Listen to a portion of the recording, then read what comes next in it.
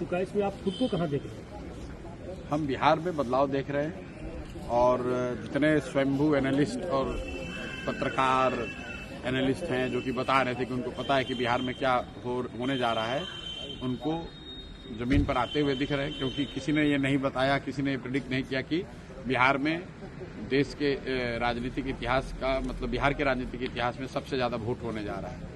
और इतनी बड़ी संख्या में जो पोलिंग हुई है, ये दिखाता है कि बिहार में बदलाव बिल्कुल होने जा रहा है निश्चित तौर पर। और बिहार में इस बार चुनाव में महिला एक्स फैक्टर नहीं है, बिहार का युवा एक्स फैक्टर है, बिहार का प्रवासी मजदूर एक्स फैक्टर है। क्योंकि वो अपने घर की महिला को बता रहा है कि वोट इस बार किसको देना है। 10,000 रुपए के लालच में अगले 5 साल का भविष्य नहीं बेचना है। तो नीतीश कुमार का ये दाव उल्टा पड़ने वाला है, क्योंकि लोग पैसा तो लिए हैं लेकिन उनके कहने पर वोट नहीं देंगे। ये फर्क आप समझिए।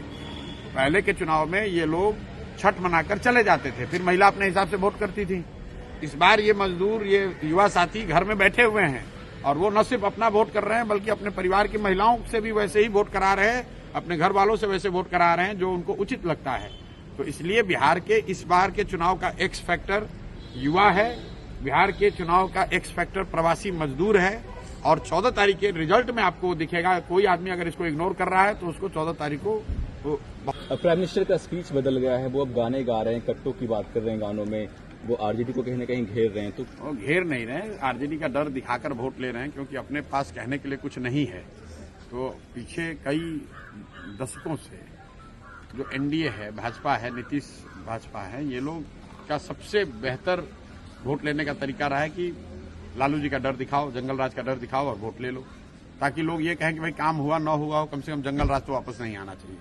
लेकिन इस बार वो स्थिति बदली हुई है। प्राइम मिनिस्टर ये जो कह रहे हैं वो शायद उनको जमीनी हकीकत इतना पता नहीं चल रहा है।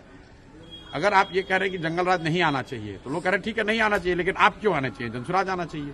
विकल्प तो एक नया दूसरा है। जब विकल्प नहीं था तब वो प्राइम मिनिस्टर की बात ठीक थी, तब वो काम भी करता था।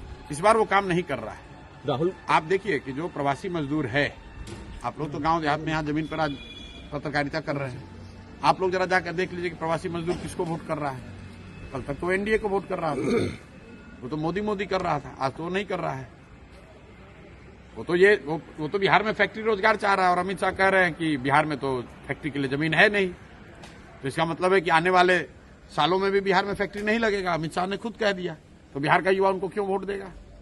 अगर फैक्ट्री लगाने के लिए सिर्फ गुजरात में ही जमीन है तो फिर बिहार का युवा क्यों वोट उनको देगा यहाँ? और ये पूछिए आप लोग कि अगर फैक्ट्री के लिए जमीन नहीं है तो ये जो बड़ा बड़ा सड़क सब बना है, जिसमें कि यहाँ पंजाब, आप बंगाल को गुजरात से जोड़ रहे हैं, वो सड़क बनाने के लिए जमीन बिहार में कहाँ से मिले? तो आपको अपना सड़क बनाना है, नेशनल हाईवे बनाना है तो बिहार में सड़क जमीन है, और बिहार के बच्चों के लिए फैक्ट्री बनाना है तो कह रहे हैं कि यहाँ जमीन नहीं है।